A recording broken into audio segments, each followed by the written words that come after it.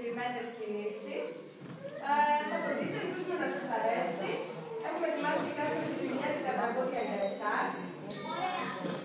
Το μόνο που θέλω να σας παρακαλέσω πάρα πολύ, επειδή δεν θα χρησιμοποιήσουμε καθόλου μικρόφωνα, επειδή σας είπα είναι λίγο πιο ελεύθερη η κατάσταση, θέλω να κάνετε όσο πιο πολύ ησυχία μπορείτε, να κλείσετε τα κινητά σας, όπως το λέει και στο θέατρο, να κλείσετε τα κινητά μας, και να απολαύσετε την γιορτή σας. Ευχαριστούμε που ήρθατε, να χαίρεστε τα παιδιά σας, καλές γιορτές και με το καλό να έρθει ο καινούργιος χρόνος. Ευχαριστώ.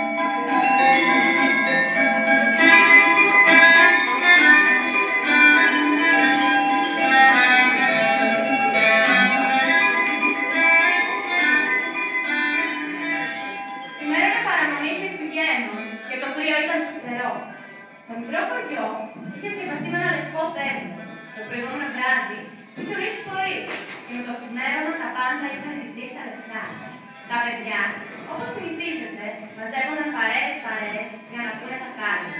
Στα σπίτια, στα μαγαζιά, στην πλατεία.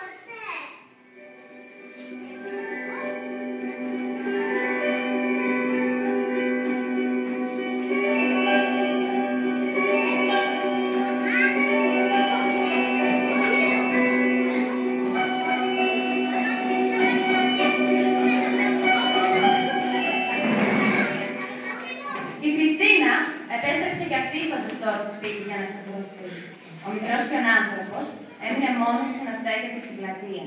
Στα αυτιά του όμως κοιτούσε η ευχή της Χριστίνας, να μην λιώσει ποτέ. Όμως, πώς μπορούσε να γίνει αυτό?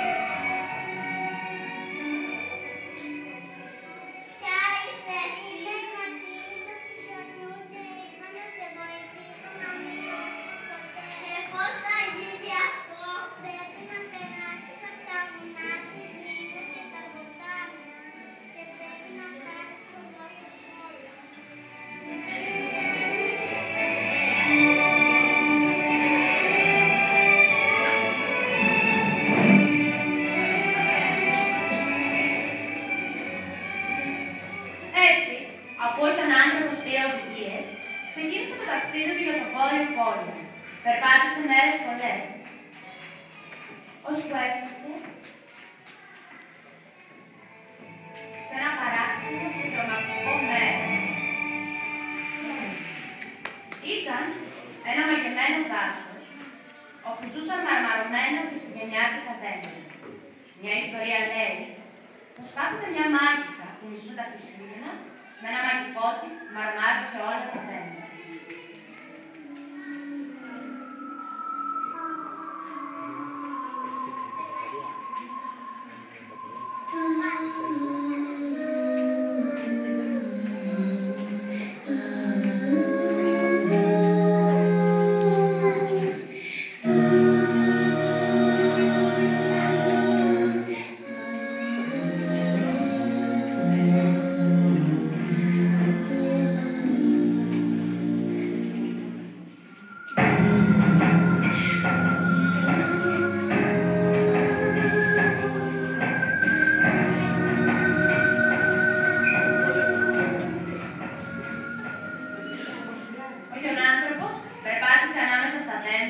Προσπάθησε να τα ξυπνήσει, όμως μάτων, κουρασμένος από το μακρύ του ταξίδι, ξάπλωσε σε μια γωνιά του δάσου για να ξεκουραστεί. Όμως δεν άρχισε να τον πάρει ο ύπνος.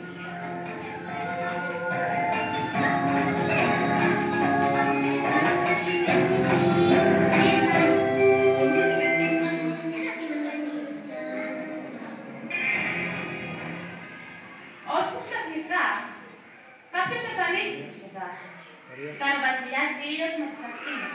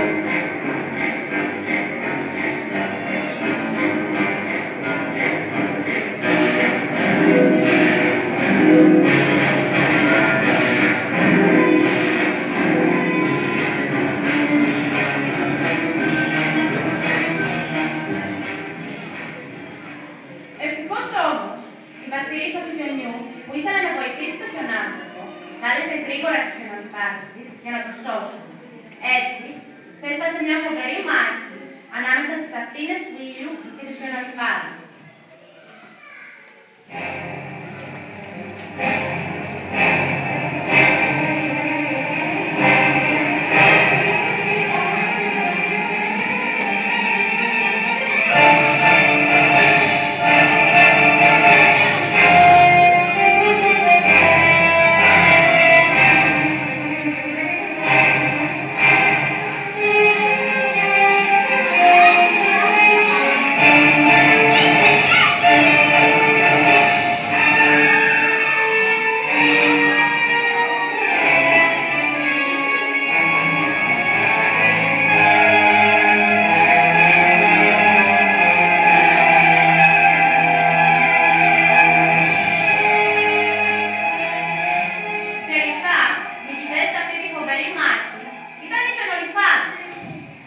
Και έτσι ο ήλιος με τις ακτίνες του πήγανε τρομαγμένοι.